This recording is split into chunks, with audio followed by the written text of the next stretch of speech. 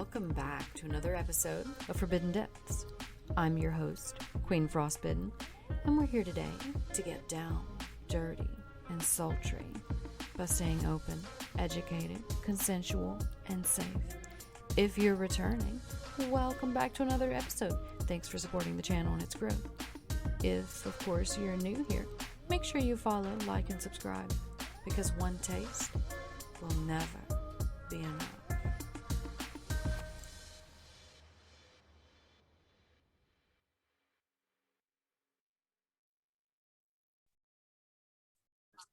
Welcome back to another episode of Forbidden Depths. Today, guys, we have a very, very special guest. I'm going to go ahead and let her introduce herself to you.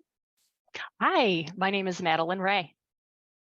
Thank you, Madalynn. Now, I've been following Madalynn a little while. Remember to go on over to Twitter because she does have an amazing Twitter. It's at Madalynn Raye, and that's R-A-Y-E. I'll also plug it in the bio so you can find her. So the first question that I have for you today, Madalynn, is how did you become a model in Hustler? That was my first question for you. In Hustler, actually, I was contacted by John Blaylock, and he was like, "Hey, I think you would have a great opinion on this." And I was like, "Me?" And then from there, we just kind of hit it off, and it's just been like random little things here and there, nothing crazy, but I've just had a really good time writing for them and, spouting my little opinions about like mushrooms and pantyhose and things that normally don't go hand in hand. Well, they're awesome. Like I noticed that kind of about you too. So the diversity in your content, like I fucking love it. Oh, like most people have these tiny little niches that they just kind of do one of. And I've noticed that you do several. So kind of what inspired you to be so open, I guess? I felt just being so compartmentalized into like pantyhose and being a dame or just being one thing was so boring. Right. It was boring to me. And I'm like, I hit a hard point where I didn't know who I was in the industry. And I was like, I don't know what I'm doing. It's overwhelming. But I just kind of let that go. And now I'm like, hey, look, I'm filming customs today. Hey, look, I'm in my garden. You don't like it? Then I don't know what to tell you because that's just who I am. And this makes me so fucking happy. Sorry, can I curse? Am I allowed to curse? Yes. Oh, okay. Yes. We say all the fucks here. All right, good. So I love that too. Like I have noticed you are not a public persona type individual. It's one of those things you kind of found yourself and then you just relay that to your fans, to your followers. You're just kind of completely honest. So what kind of sparked you to want to be yourself as opposed to like want to wear a mask? It was too hard. It was just too hard being like, this is my day job. This is my online job. This is me in front of family and friends. And I'm just like, I got to throw all these masks away. There's too fucking many of them. Yes. I'm dropping them. I'm juggling them. It hurt. That's exactly what I said too. Like it gets to be so heavy that you're no longer you anymore. You lose yourself. And then it's like, there's this forever battle that you have to keep up with. Like, oh, well, my public persona would do this or would say this or would feel this way. And then it's like, you get burnt out. I've noticed so many people that get burnt out that have masks. That's why whenever I started, I was just like, you know what? I'm just going to be me and my people are going to find me. There you go. It's one of those things that there's no right way to do sex work. You're absolutely right. And what's crazy is that so many people believe that there is. So that's kind of where I want to go on my next question. What inspired you to get into sex work to begin with? So I was young. My first modeling gig was oh gosh, I think I had just turned 18, Mhm. and it was a bondage photo shoot, which eventually led to bondage videos. And Mhm. then from there, it was like, this is easy. I'm flexible. The people are nice. Yeah. And it was just an easy way for 18, 19-year-old to earn some quick money. Yeah, for So that sure. was basically where that started. Now, did you have a connection or was that like, did you sought out someone for the performing? It actually went word of mouth, because I started back in the day when One Model Place and Model Mayhem were like all the rage. Right. And I was contacted by a glamour photographer and worked with him. And then somebody saw pictures of me and they contacted me, and they were more on the fetish side. So Mhm. I worked with them. Somebody else saw the pictures in their portfolio online, and then it just kind of snowballed from there. They're like, oh, she's got a good look, she can handle rope bondage, she's into that sort of thing, let me Mhm. contact her and see. And then yeah, it just kind of went from there. Word of mouth was really big. Yeah, yeah. And, like, back years ago, that was the biggest way for you to do your networking to begin with. Yeah. Um, I mean, the internet is a little more open and stuff now, like, you have more information at your fingertips, but Mhm. networking is still important. I found that it's one of the most important things in our industry. How do you feel Yeah, about networking? I wish I could do more of it. I am basically a little recluse where I am. I don't get to travel or work with others very often, but I do have eyes and ears. I go, Right. oh, I want to work with this person, so I pay attention to their content and Mhm. how they, how they present themselves online. Right. um, just to make sure I think we would be a good fit to work together. But Mhm. networking is absolutely important, and also following your gut. You don't have to work with someone Yes. just because they have a big following and you think it might help. Listen to your Yeah. gut always. Yes, 100%. I completely agree. So that kind of reminds me of a conversation that I had with someone a little while back, and it was that a lot of people do feel pressure to work with someone because of their following or because of Yeah. their brand or because of their Hmm. name.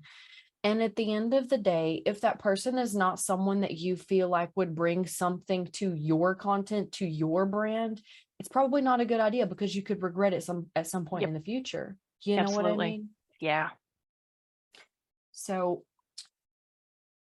um that kind of leads me to my next question for you. I know you said that the majority of your start came from networking. Hmm. So was that something that was kind of easy for you to get into, or how much work did you have to put in when you initially started? I feel like it was pretty easy because the producers, they came to me. They were like, "Oh my Right. gosh, I love this little redhead with her bright green blue eyes, whatever color they are." Um, and just I had, I guess, a good work ethic. I showed up on time. I was flexible. I could take a Yeah. joke, like we could joke back and forth. It felt comfortable. Right. Made a lot of great friends. Still friends with them after all these years, and I feel like it was pretty easy. I think nowadays Mhm. it's a little harder because there is so much self doing. More people, Yeah. I don't know, they're not approaching you. You have to go to them. And that can be Yeah. hard for somebody that's, timid or new. Hmm. And there's a whole lot of saturation too. Hmm. Like, and not just in the dom world or not just in the fetish world, but like all around, because there's so many models that come in now because more people are being accepting. And I love it. I love that there are more people being accepting. What is a little crazy is people don't do their research and they kind of get in and then they either get burnt out or they end up in some bad situations and then it's Yes. just a negative experience. You know what I mean? Hmm. So I guess if you're listening and you feel like it's something that you want to do, make sure you do your research beforehand. Did Yeah. you end up doing your research? I know you said that a moment ago, whenever you decide if you want to work with someone, you do extensive research to decide if that's Hmm. compatible. So, kind of tell us a little bit about how you started that process in the beginning. Whenever you decided you wanted to work with someone, what did you look for? What were the key things you looked for? I looked for, I was kind of snobby, but I looked for how well the product they were producing was. Like if it was Right. super dark and like saturated and Grainy just, or something. yeah, I'm like, Yeah. I don't, so lighting and composition was Mhm. a big deal for me. Right. And just asking people that I had worked with, hey, so and Mhm. so got a hold of me. What is your opinion? Right. Yeah. And most of the time, like everybody was real buddy buddy back then because it was just a Mhm. few people, Right. not how it is now. I don't want to say overpopulated, but everybody's trying to climb that mountain. Yeah, that's another thing that I want to mention really quick. Like, if you are a new model and you don't know what to look for, don't fall for these like point of view people that have like 10 followers and they're like, oh, well, I'm a producer or I'm a photographer, and they got like 5 Yeah. followers and they only have like these terrible, terrible scenes and you can't see anything. Like, that's probably going to be a bad situation. Don't do it. Yeah. Now, if there was development, maybe they're a new account and they have like good production, you can see stuff on their timeline. It's clear that other people have worked with them. They just don't have a lot of following yet. That's not uncommon, but make sure they're who they say they are first, because there are plenty of people out there that pretend because they want a piece of the industry. Yeah. Like, don't do it to yourself. And don't be afraid to ask for references either. Yes. And 100%. contact those references. Just because they give you 3 names doesn't mean they're real people. Contact the numbers, Oh the my email goodness. addresses. Do it. Do your homework. Let me tell you, something like that happened to me whenever I was taking on a new client, and I'm so glad. I'm so glad that, you and I kind of have that, mutual thing going on where I'm gonna follow up. Yeah. Especially if I'm gonna be there in person interacting with you, I'm gonna follow up. So this guy contacts me and he's like, oh, well, I want to schedule this amount of time with you and I want it to be this. He sends me his list and I'm like, okay, well, you can fill out my application and you can send your references. And he's like, okay. So he sends me 2 references. And then I didn't get to his application until later that day. So by the end of the day, I guess he kind of felt some kind of way, but he messages me back and he's like, well, I actually didn't commit to going to those references. So when you call them, I think they'll remember me. I'm like, what? Like, Oh my gosh. and come to find out, he didn't even secure time with these people. He literally just did like he did to me. He's like, hey, I'm interested in serving you. And he never booked, never did anything Yeah. other than fill out their little questionnaires that they had. And I'm like, that's not a reference. Like, Oh. you can't provide someone like that as a reference. Like, what is going on with you? But he tried to reach out again later. And it's one thing I try to warn people about, especially like new DOMs and new models. Make sure you do your research, because yeah, it is a great industry. Just like Madalynn was talking about, you have people that make it so good and rewarding for you, but there's the opposite side too. And there's less of it, but it's still there. And Yep. you have to learn how to take care of yourself. You know what I mean? Absolutely. So tell me what strengths you think you have that help you be successful in sex work. I think honestly, like my attitude about it, because I'm pretty laid back. And Like super positive. Like, oh gosh. I'm not like overly positive, am I? I'm not one of those people. no. Okay. It's like, I'm going to make the best out of what I've got, no matter what comes my way. And I love Okay. it personally. Like, Awesome. Thank I you. need more of that. No, I mean that's just real life. Like you can't just wear the mask all the time. I'm going to have my good days. I'm going to have my bad days. I'm going to have days where I feel like the most gorgeous sex kitten out there. I'm going to have days I'm going to feel like a little hobgoblin. Can verify. Listen, I follow her on Twitter and you should too. It's just being honest, being real, being you. And that's a lot what people are craving is just that authenticity and, The you don't, realness. that connection through the internet, because we don't get enough in person anymore since the pandemic. Like that shut everything down. And I think there's like an extra craving now just for that little bit of realness. And I've noticed that a lot of people like the amateur porn now too. Like used to Yeah. it would be, oh no, everything has to be perfect and everything has to Yeah. be professionally shot. And now it's like people are really loving the amateur stuff. So, and with all the platform options that you have, you don't have to go with these big production companies if you don't want to. You can Exactly. literally just be yourself and just film it, you know? Yeah. Yeah. I mean, the industry has shifted so much. And I'm mainly speaking from like the fetish point of view because I've never Right. done mainstream pornography. But wow, has it shifted so much because it was Yeah. always you have to work with the producer and you have to do it this way and this, and the girl always needs the producer. Yeah. That ain't shit anymore. Yeah. And I for one, love that aspect. I love that you can be an entrepreneur. You can be your own agent. You can be, you can be whatever the fuck you want to be. You literally can take it and morph it into whatever you want, and you don't have to have somebody else do it for you. Now, it can be completely life consuming. I will tell Yep. you, we work 24/7, but it can be done. You have that flexibility, the freedom to do whatever you want instead of kind of what you're forced to do, like scenes that if you had an agent, you would feel like pressure into doing everything that they sent your way. But I know you get kind of a little bit more consistency with an agent unless you're like on top of shit. I'm going to tell you, there are some days I just don't feel like it and I'm just kind of sluggish.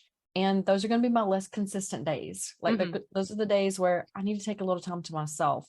And that's something that it's hard to find that middle ground unless you're really, really good at balancing time. Right. Yeah. And that was not me. Like 2023, I told myself, I was like, you're going to do better. You're going to get off the computer at 8 p.m. You're going to carve out time for you. Yeah. I don't care if the email says I will give you $1 million right now for a live show. No, the computer's going off. Yeah. And I'm sticking with that. And I have found a lot of solace in it. Yeah. I'm just like, yes, it's finally coming together after taking this seriously. I haven't found it yet. Yeah, you'll get it. Just put it out there and just remind yourself. And it was baby I've been steps. doing it at midnight though. Okay. I've been cutting it off at midnight, so I'm starting There because I you used go. to work until 3 a.m. Oh.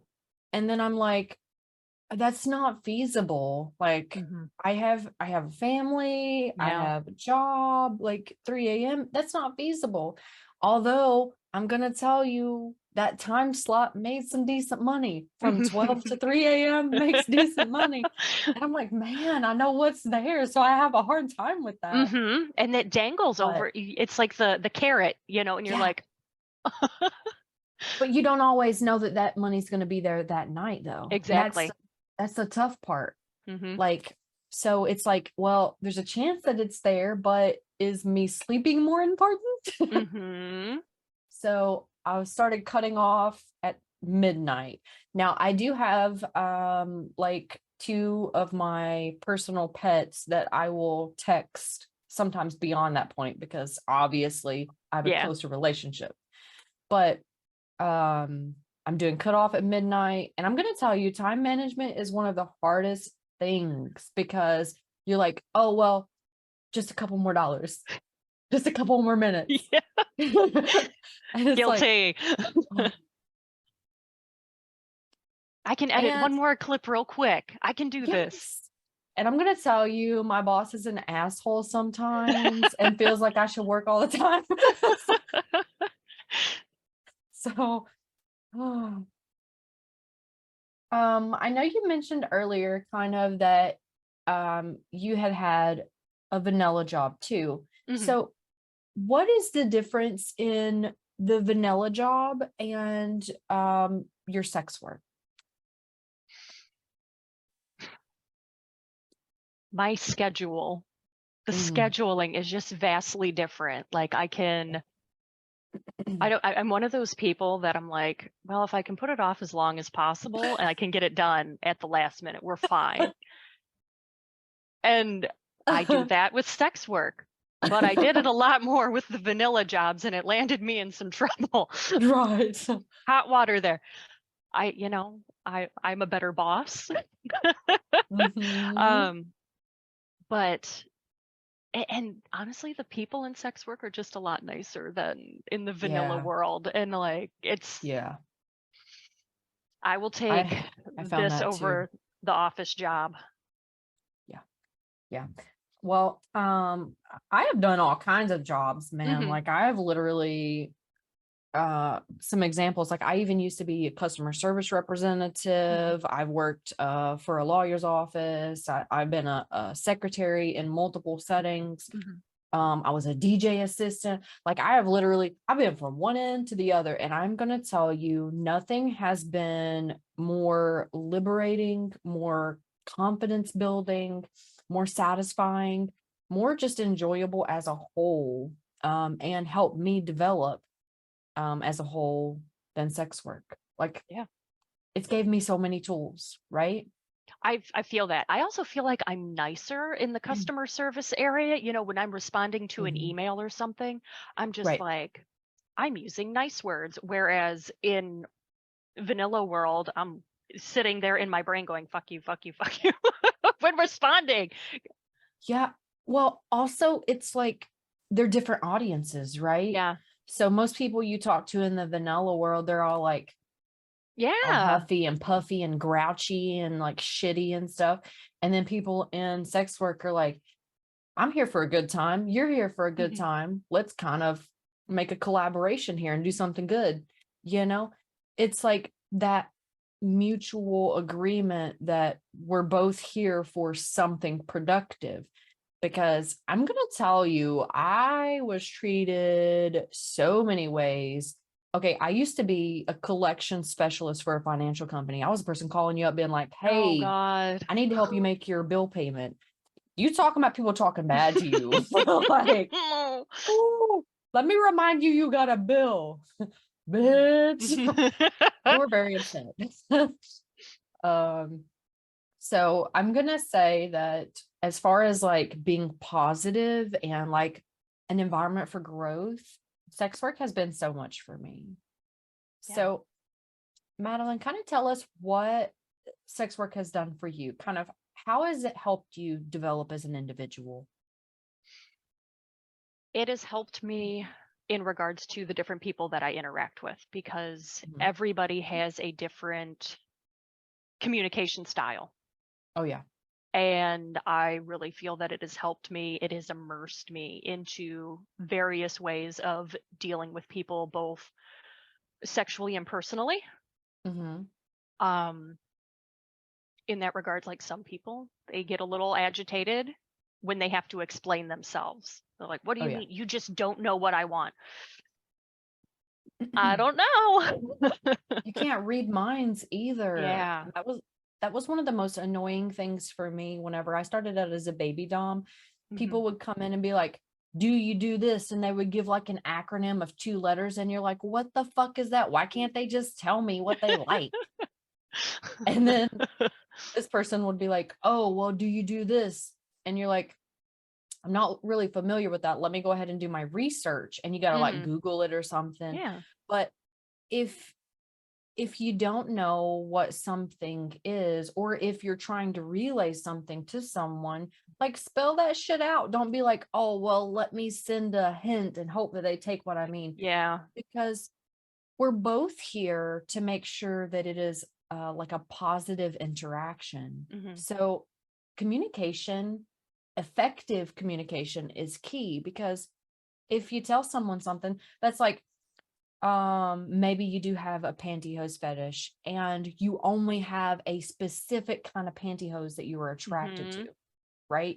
It Yep. has to be this one specific pantyhose. You can't talk to the model and be like, oh, well, I just want a pantyhose clip. And then whenever they send it to you, you're like, this isn't what I wanted. Yep.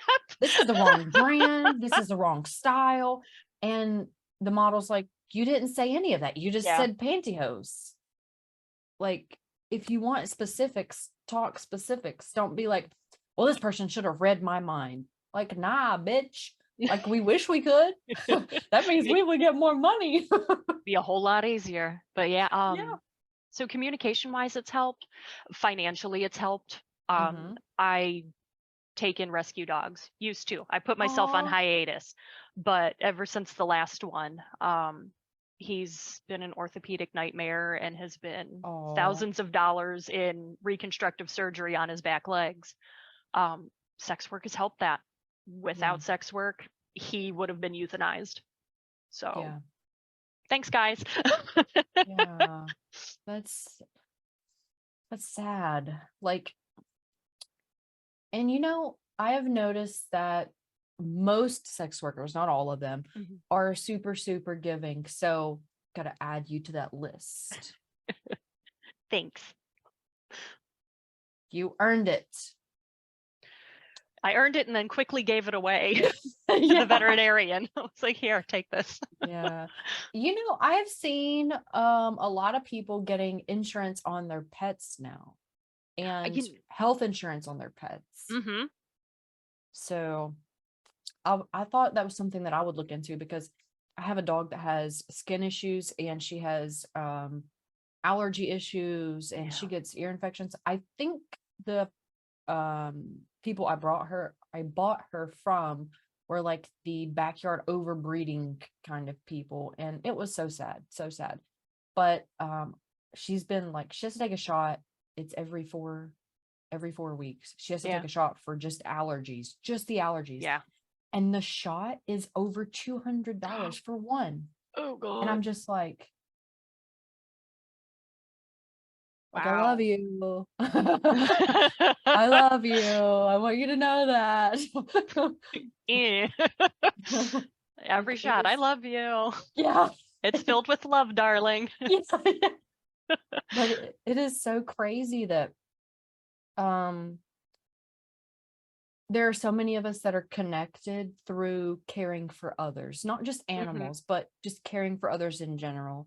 Yeah. Because I've seen so many people that do like GoFundMe pages for people's like surgery, and then for like someone lost their home and Yeah. people are like, hey, this person, or maybe they had some kind of medical issue, hey, this person's out of work. Like, I just love whenever the community is giving and involved and supportive. To me, that's one of the reasons I got into sex work in the first place, because I wanted people to know, one, it's okay to be yourself. Mm-hmm. Two, it's okay to not only find yourself, but to flourish in sex work. And three, it's okay to be different. Like, Yeah. we're all a little different. You know what I mean? And even if you don't think you are, bullshitting. Yeah. Stop lying to yourself, damn it. Let us know. So, how long have you been in the industry? Hold on. I think 2006, since 2006. So it's been over 15 years. Nice. Yeah. And I only started following you like 4 or 5 months ago. Damn it. Where have I been? I Oh, don't know. I'm just like, wow, there are so many people, and like, how have I not known about all of them? yeah, I'm on the internet a lot. I creep on Twitter a yeah, lot. Like, how? I do too. Like, ooh, who's this? Who's that? Yeah. And when people like have my style or something that reminds me of something that I've worked in before and I have a passion for it, I'm like, ooh, piece of candy. Yeah, exactly. Because it's like, you're adding to my timeline. You're making Mm-hmm. my day better. You make me a more happier individual. Like, I like positivity. So people that kind of promote that, I'm like, I need more of that in my life. I need reminded like that other people are out there living their best life and I Mm-hmm. need to live my best life. And yeah. So that reminds me of my next question. Support. Do you have someone that supports you as a sex worker, not necessarily someone in the industry, but someone that's kind of like on the outskirts that's like, I'm happy for you and I want you to live your best life. I've got a few, and I'm so thankful for that. They've been with me for at least the last 10 years. Mhm. I've got a couple really good friends that are just like, "So what kind of emails did you get today?" And I'll tell them, and they'll be like, "This is the life you live, and I fucking love that for you." Yeah, fuck yeah, fuck yeah. And some of those conversations are a little out there. I've got some pretty wild requests. Yep. So that kind of leads me to my fetish question for you. What is the craziest fetish that someone has asked you to cater to? In your perspective, obviously, that's relative. So, all in all, like craziest, there was somebody that submitted a request, but they never followed through with it. Mhm. And it's raunchy and dirty. But they wanted me to talk about how loose my butthole was Mhm. Okay. for like 10 minutes and how it got that way and just a lot. And I Yeah. don't know if it was like a spoof Right. submission because it was off the walls. Um, but it just makes me laugh. I'm like, if this is what you want, I will definitely cater to it for the right amount. Right? But I'm gonna sit here and try not to crack a smile the whole time. Um, and then there was one other one that was just tame and very eccentric. Um, Ripping up newspaper. Mm, Well, where I think in leather boots and like stomping on the newspaper in leather boots, just that ripping and crumpling and mm. ripping. That one always Yeah. sticks with me too. I've- I don't think I've had any requests like that. Yeah. Hmm. I think um one of the earliest, like oddest ones that I got early on in my career was cheese. This guy, yeah, he loved you to take out the cheese. Like it had to be packaged. You had to take the cheese out, the single slices, okay? Okay. You unwrap them so that he could see and hear it. Mm-hmm. You had to hold the cheese up without bending it. It had to stay Oh. straight. And then you had to fit it in your mouth. What? Yeah. I And then love you had that. to, yeah, I'm gonna tell you, it was like, I need you to see how many pieces of cheese you can eat in this amount of time. And I can't even remember how many I ate. I just remember that I did not eat cheese for 2 months after that. I was gonna ask, can you eat cheese today? Single slices. Yeah, I did not eat cheese for a very long time. I was like, nah, cheese and me just don't get along. Ooh, it was, I mean, it was different. It was Yeah. just one of those like, I don't like the taste of cheese right now. Because I I can ate see it so on your much face. cheese. Yeah. I ate so much cheese, I literally got sick. And I mean, uh, it's one of those things that, yeah, I wasn't against it. And yeah, I'd probably do it again, but not consistently because Yeah. that's not good for your health. Like, Yeah. imagine just eating a shit ton of cheese, just yeah. Yeah, We I had a guy that really liked face stuffing videos, eat as much as you can and Mhm. like, oh, Yeah. my belly's so full. Um, Mhm. I had done a few for him and then they requested an apple pie. And I was like, hell yeah, I'll Mm. smash a pie. That Yeah. came back to haunt me. I guess like eating as much of it as I could, like screwed with my blood sugar. And later that night, like Yeah. my body said, no, this is coming back out. And I had to Yeah. inform, I'm like, we cannot do desserts. Desserts are off the table now. Yeah. Yeah. And I mean, that can be a health hazard too. Like Mm-hmm. just like any other thing that we get into, there are hazards Yeah. to that kind of work, and that's one of those. And before, like if you're a client and you're reaching out to someone, ask them beforehand, are you a diabetic? Can you do Yeah. this? Not be like, oh well, if she says no, I'm just going to offer her more money, Don't because be there that are people that person. do that. I Yeah. know. I've seen it and then yeah, that's Yeah. predatory as hell. Yeah. That's exactly what I say. So my next question for you is going to be, what aspirations did you have as a child? I was going to be a veterinarian, I love it. and I was going to go to Australia for veterinary medicine. There was a Mm, university in Perth that I was like, I'm going to do this. And then life crumbled as I knew it, and I had mm, to pivot. I had to mhm. do other things, and definitely not a veterinarian. No, but you rescue I dogs. know, close enough. Yeah. And with way less financial debt, because once I Yeah. found out how much it is to be a veterinarian, I was like, oh, no, no, thank you. Yeah. Oh my goodness. It's funny. There were so many things I wanted to be when I was a kid, but veterinarian was on the list of things I wanted to Yeah. do. And I got to looking kind of like you did at the expenses. And I'm going to tell you, the education system is Yeah. ridiculous. Like, just for something simple, you're paying Yeah. out the ass for it. Yep. And then it takes you like 50 years to pay it back. Mm-hmm. Like, unless you're one of these people that, you're privileged enough to have everything paid for you. Yeah. And I wasn't one of those people. I had to pay No. for everything out of pocket. Yep. So yeah, that's one thing to consider. Like, I'm studying right now to become a software engineer. Oh, very So cool. that's exciting, but it's very hard. Like, I Yeah. think it's one of the hardest things I've ever done in my life. You got this, I'm though. excited about it You're gonna do it. because hell yeah, you know, whenever I'm finished with all this, I'll be able to make websites for us. Because how many people do you know that can make websites and apps and just general anything electronic on the internet and is sex work friendly? I don't know of any. Yeah. Like, I remember years ago there was somebody that was like, "Oh, well, I can do front end and I can just make websites for you." Well, I want to be able to do it Mm-hmm. all.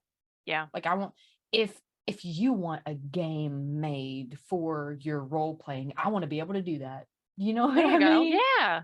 Like, it's one of those things. I just feel like sex work is kind of left behind whenever it comes to that, because you have to depend on these people that want something from you to do work for you.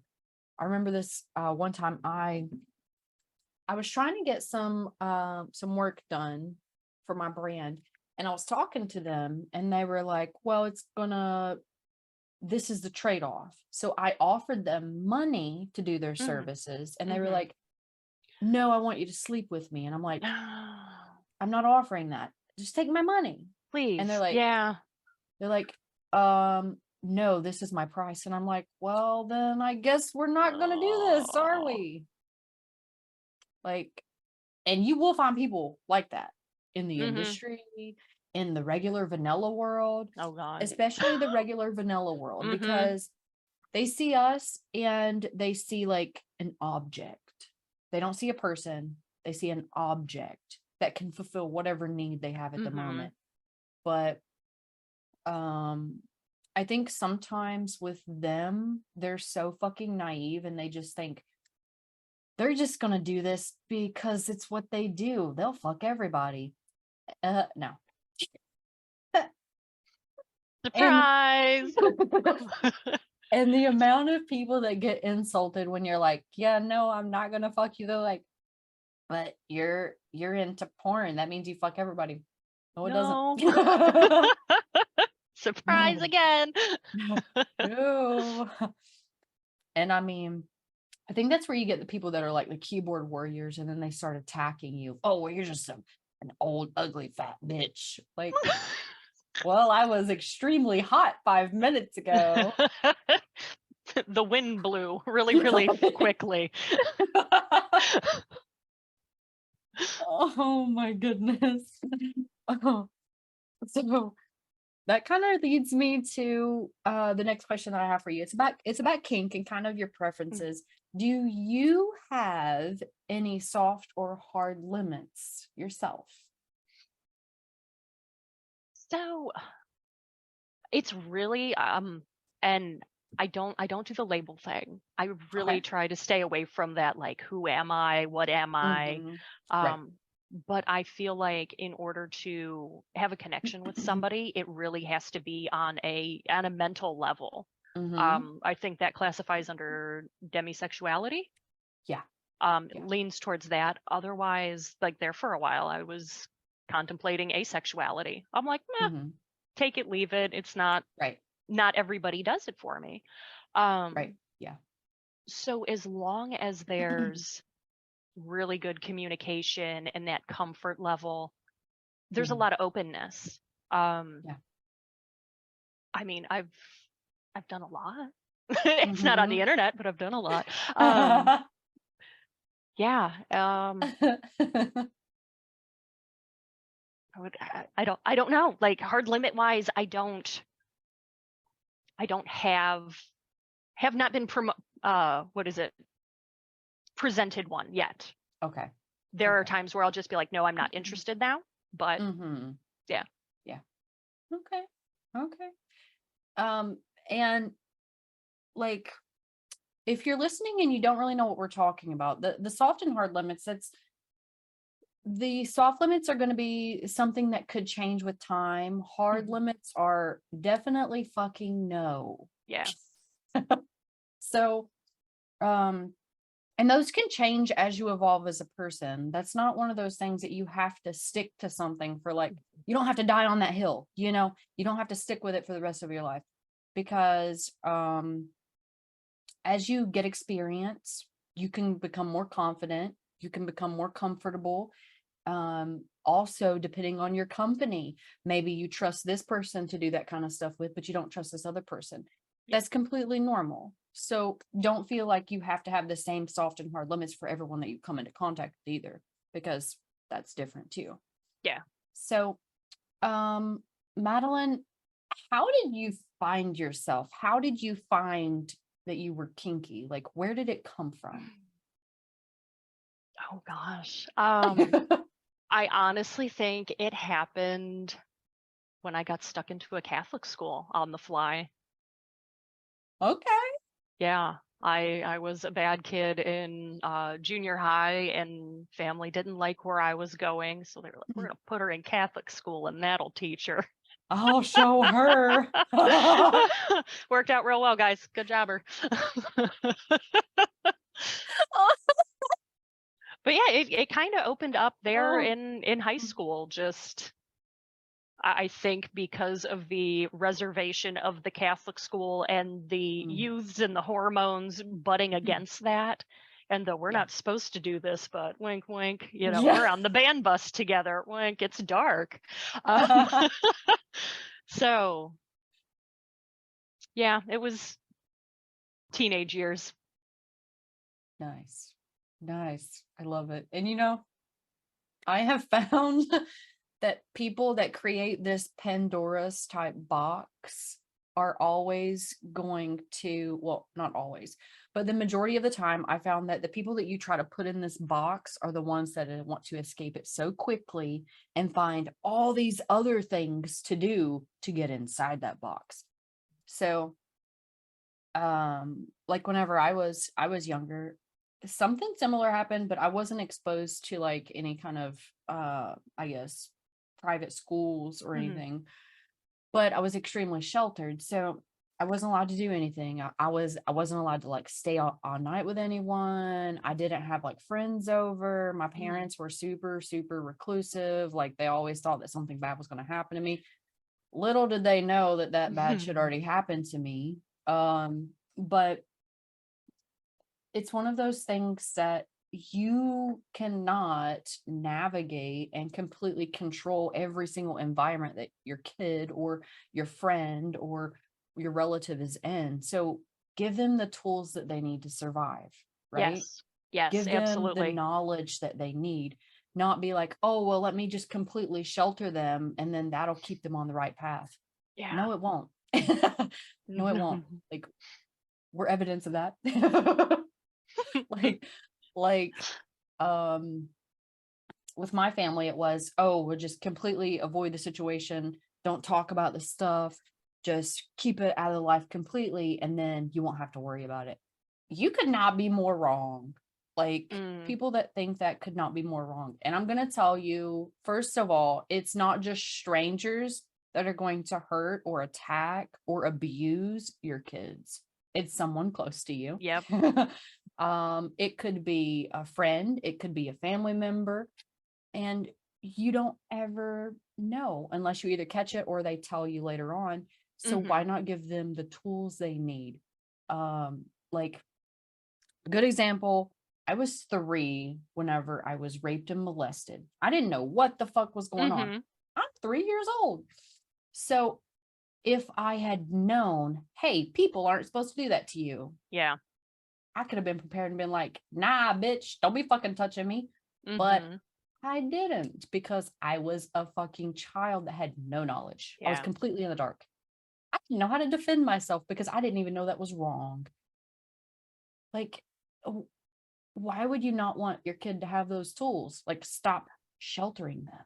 Because it's easier to do that. It's easier to put the blinders up and not say anything about it, because if I don't say anything, it's not going to happen. It's not going to happen. It magically goes away. Like, no. Yeah. That is not how it works. So, that's one of the reasons I wanted the channel itself. I want to be able to educate people. Hey, we are fucking people.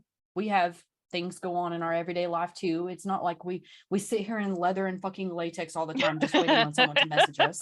Like, and then 2, besides the education, we need to spread awareness. Like, not everybody knows that we have good attributes and we're good people. Like, I've met so many kind, giving, good-hearted people from sex work, but everybody just assumes, oh, those are terrible people. They're just out here like being whores all the time. Well, maybe we are fucking whores, but guess what? We're cool. Yeah. Why is it so bad to hate sex? Tell me that. Yeah. What's wrong with you? Because mine's not broken. Okay. I got stuff that needs to happen. And I'm sure you do too. You just do it in the closet. Because let me tell you, there are plenty of people that I went to school with and people that I grew up with that are now like, you know, you were kind of weird back in the day, but you look kind of hot now. Sure I do, bitch. Thanks. Yes. Oh, I remember, oh my goodness, I gotta tell you another story. I was in high school and this basketball player was sitting down at the lunch table with me, and he looks over at me and he's like, you know, you would be so hot if you didn't dress so weird. Oh my God. And I was like, what do you mean I would be hot if I didn't dress weird? And he's like, well, you're honestly the hottest person here, but you just look so weird that it's not hot. And I'm like, what? So then I got an OnlyFans like I think it was several years ago. I think a couple years ago, I started up my OnlyFans page, and he ended up subscribing to my page, right? So then he's like, you're looking really good. You filled out really nice. Do you want to hook up? And I'm like, no, I don't. I was like, do you remember that conversation in high school at the lunch table? And he's like, no. And I was like, well, not. I certainly do. Oh my goodness. So, Madalynn, have you had any experiences like that? Like, anybody from your past come up to you and been like, you're damn fine? You know, it's been a long time because I moved like 800 miles away from home. I'm like living my own little life here. And what was it? It was before the pandemic when I was home. I thought I had seen somebody in passing, and I was like, no, there's no way. And then the next day I have an email and I'm like, son of a bitch. And of course the proposition, oh, I miss you and this and this and it'd be nice to see you while you're in town. And I'm like, delete. Yeah. Nope. Not even gonna respond. Not worth it. Had your That went to my chance. spam folder. Yep. Had your chance. Blew me off. Yeah. And like, it's one of those things where people don't understand that a little bit of kindness goes a long way. Like, no, I don't want to be with somebody that basically told me I was ugly as fuck. Like, why would I Right? want to do that? Instead, I'm gonna be over here and shake my ass and be like, you're never gonna get it. Yeah. Because I mean, how are you gonna be so shitty and then be like, oh, well, actually you're kind of hot. Now that your name kind of blew up and so many people are attracted to you, like, bitch, sit down. Mhm. Yeah. Oh my goodness. So I only have a couple more questions for you Okay. because I'm taking up a lot of your time. You're fine. So, um, I know we were talking kind of about schedules earlier about finding your balance. So Yeah. tell me how you manage to do that. What do you do for yourself to help you find that balance? So I've noticed over the last couple years, because it has taken years to find that Oh yeah. plateau. Um, but it's seasonal. Like I do a lot of my work during the fall and the winter months. And Mm-hmm. then come spring, I'm outside, I'm gardening. And in the summer, I'm traveling as much as I can, which isn't very much, but when I can, to see Right. family or just to get a little bit of me time. But just working diligently through the fall and the winter, making sure I have my updates scheduled. That was Mm-hmm. something that was very important to me, is making sure that my clip stores are all taken care of. Mm-hmm. Everything's done in advance. And that's a lot So of work, guys. If you it don't know what is. she's talking about, holy hell, to make sure your platforms have content and Hmm. regularly, it's a struggle. But even then, you've got to look at it and go, okay, which ones are my most profitable? I'm Mm-hmm. going to focus on these. Right. Everybody always says OnlyFans, OnlyFans, OnlyFans. Everybody knows about OnlyFans. For me, it's not even in my top 5 of most profitable platforms. So I Same. just I just put up a update once a week. Mm-hmm. If somebody needs me, they can email me and get in contact Right. with me that way. It just sits there and has its little auto updates. Mm-hmm. But just doing those little bits and giving yourself the grace. You don't have Yeah. to post every day. You can post once a week. That's fine. But find Yeah. that time for yourself and just relax your shoulders, take a bath, read a book, throw your phone like somewhere, hide it in the couch cushion. Yeah.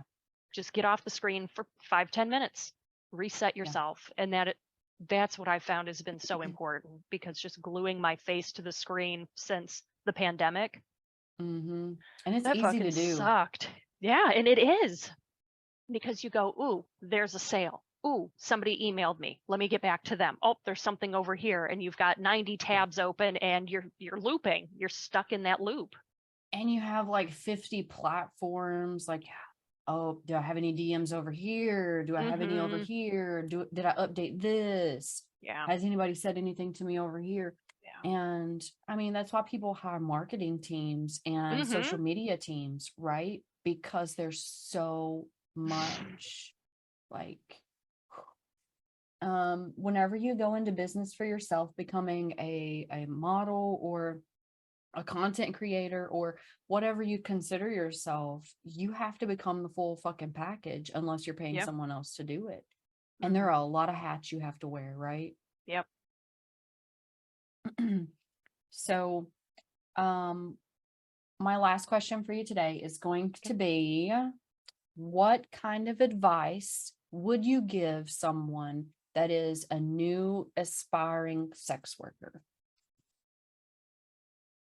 Don't be afraid to ask questions, and do it politely. Yeah. If you have a sex worker that you look up to, find their email and just 2 or 3 questions, you know. Yeah. Ding dang doom. Most people, we're nice. We want to Mm. help. We want you to be safe. Yes. So don't be afraid to ask questions, and don't compare yourself to others. Don't do that. Yes. Oh my goodness. I was guilty of that whenever I first got Yeah, in, because I absolutely. started in person as a pro dom, and then whenever I came online, it was just like, Yeah. oh, because there are so many people, like the saturation is huge. It's in all aspects of sex work, not just like content creators, not just fetish models, not just doms, but like overall. And I remember seeing this one individual, and she was like a couple years younger than me, but she had been into sex work like for several years. Yeah. And I was looking at her like, she's younger than me and she's already this successful. Like I felt like I was behind, you know? Yeah. And that's one of those things where you have to understand that the circumstances are different, people are different. You also aren't going to have the same audiences. So Mm-hmm. don't think that, this person has 100,000 followers. That means they're more important than me, or they're more talented No. than me. That don't mean shit. Mm-mm. That don't mean shit. And I'm going to tell you one of the biggest secrets. Are you close listening? One of the biggest secrets to getting a following: give away free shit. Yeah. Like if you post a bunch of just like selfies, you're not going to have as many people following you, right? Because you're not giving them anything. If you want a huge following, you got to start by giving things freely to your clients, to your consumers, to your followers, because that gets them incentive to follow you, Mm-hmm. right? If you'll notice the giant ass accounts. Now, I'm not saying just go give away free news. That's not what I'm saying, because I don't give away free news. But the bigger accounts do. Yeah. People with 100,000 followers, they give away free shit all the time. I'm gonna tell you, I was a little disappointed. I'm not gonna say whose OnlyFans it was, but whenever I came into sex work, there was this person that I really, really enjoyed, like really, really enjoyed. And I was like, I'm definitely getting this person's OnlyFans because very attracted, Mm-hmm. pansexual. Let's go. So I sign up for this person's OnlyFans, and I'm looking through the feed, and all of the stuff that they were sharing on Twitter is more involved, more intimate, and like more nude than what they had on their OnlyFans page. Interesting. I know. I was like, I think I'm lost. Did I take a wrong I think turn? I signed up for the wrong thing. So I noticed that this person literally just used their OnlyFans page like Instagram. Wow. Yeah, just posted random shit.